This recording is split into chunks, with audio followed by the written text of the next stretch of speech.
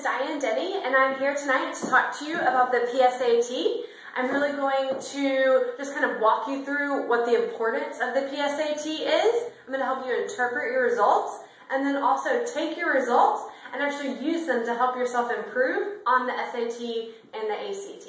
But before I get started, I want to just thank the counselors, Ann and Susan, for having me here tonight. I really appreciate it. I also want to thank the parents and students for taking time out of your busy schedule. I know all of you have a lot going on, and for coming to this presentation this evening.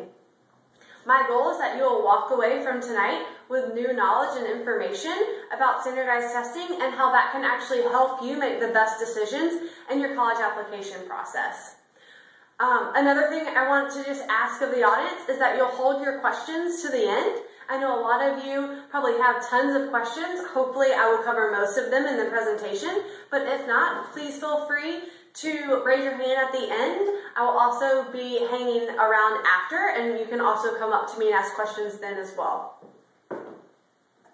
But before I get started, I want to introduce myself. Like I said, my name is Diane Denny, and I work for Revolution Prep. I work with your counselors to help kind of pick the best prep courses for your school that we offer here on campus.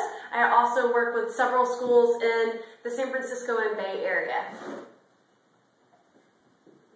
Alright, so now I'm going to just kind of walk you through a roadmap for tonight so that you can know what to expect.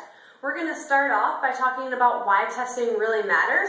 What role does it play in your college application? Very important and good to know. And then we're going to walk you through the PSAT score reports, which you have in your hands. I'm going to help you know what each section means and then really walk you through the skills breakdown section and then also question by question. Then we are going to take the PSAT into the SAT, compare, see how similar those are and what ways they are also different. Then we're going to briefly touch on the ACT and then subject tests as well.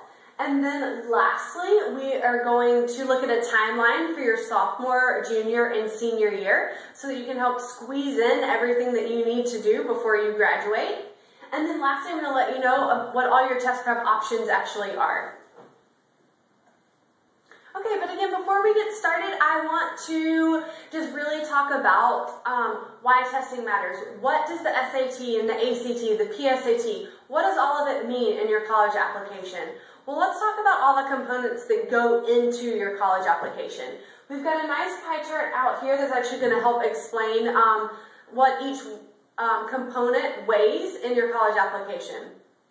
The biggest piece of your college app is your transcript, which is your GPA.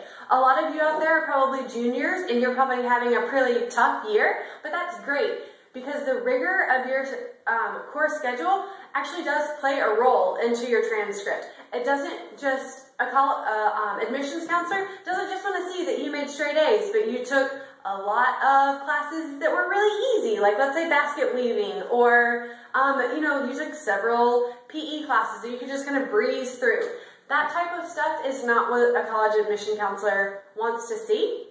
They want to see, did you push yourself? Did you challenge yourself? What kind of student are you? So the rigor of your courses does matter, and this is something that you can still affect. So definitely keep that in mind. Another piece to your college app is a little triangle that we call other. This is your personal statement, your extracurriculars. These are things that you actually enjoy doing. You get to choose. This is something that also really sets you apart from other students. Are you someone who really enjoys government?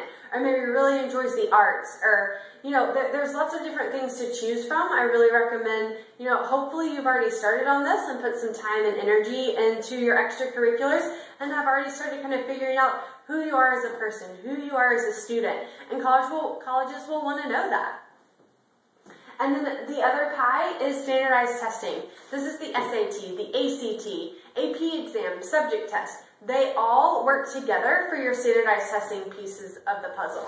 Another thing I want to point out is that your transcript is typically around 50% of your college application.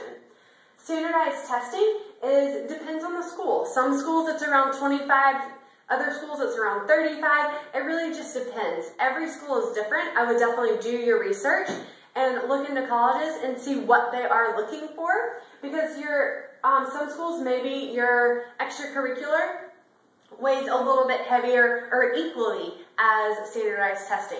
So it's definitely something to take into consideration.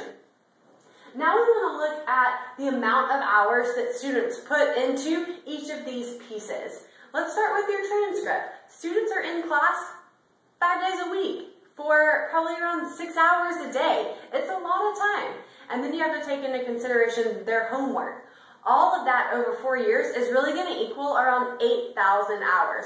That is a lot of time, but that's important. It takes 50% up of your college application, so you've had a lot of time to really get that right. The other section is your other, which again is your extracurriculars, your personal statement. Most students normally spend around 1,000 hours on the